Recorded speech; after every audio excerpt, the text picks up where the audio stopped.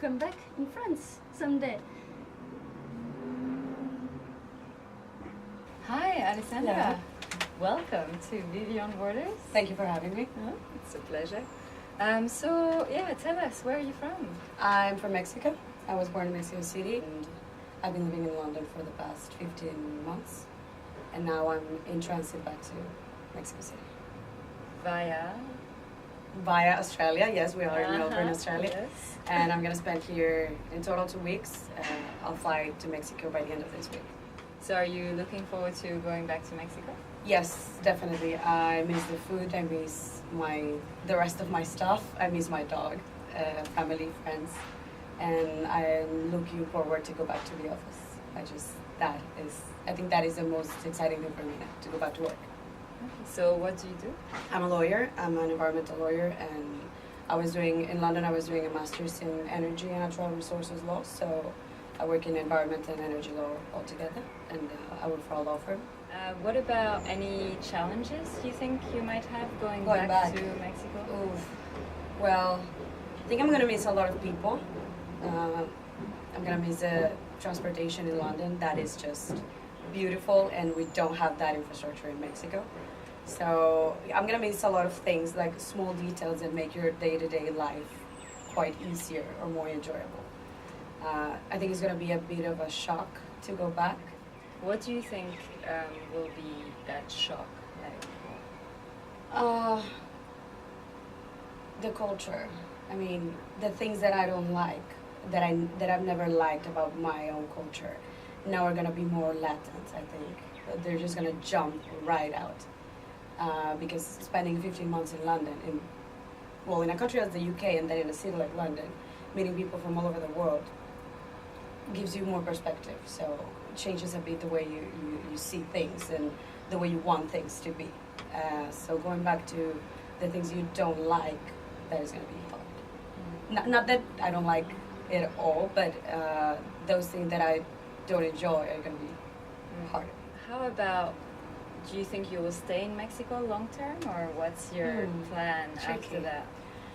I have the moral obligation to be there for at least a year, because my master's was funded by the federal government and the Ministry of Energy, so I have this obligation to go back.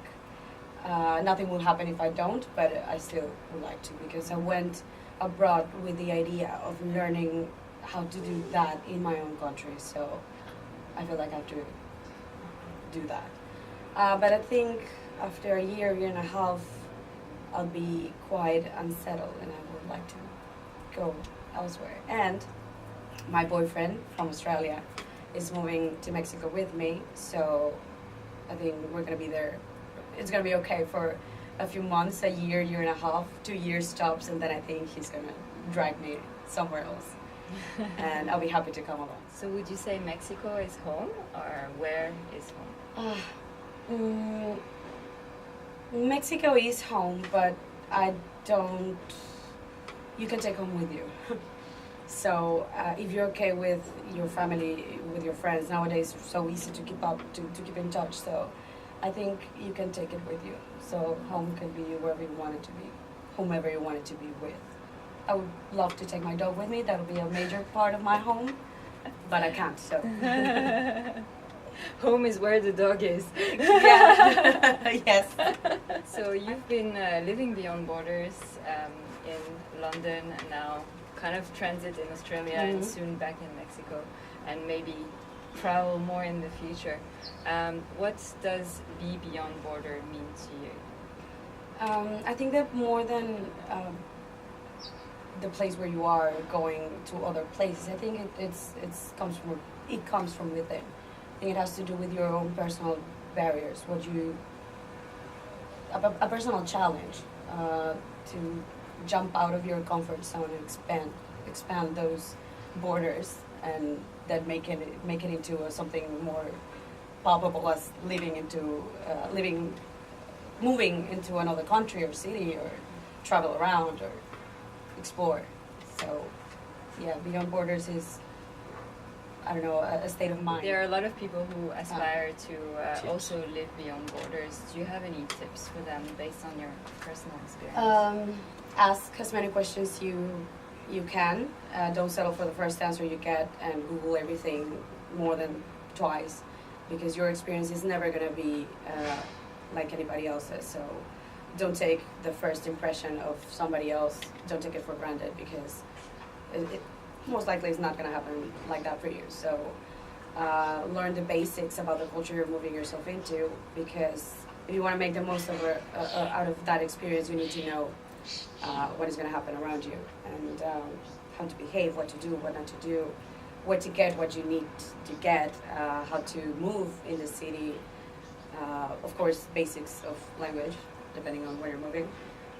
Don't lose your passport. Know where the official offices are, so in case you need help. I think that covers it. Have fun, enjoy, get lost. Why not? If anything goes wrong, you can always go back. So, I don't know about you, but Alessandra didn't quite convince me to go back to France yet. Please don't tell my family. Anyway, I love to see how excited she is about heading back to Mexico, and I can't wait to see what she gets up to next. This was Solène Anglaret, bidding you goodbye and happy travels.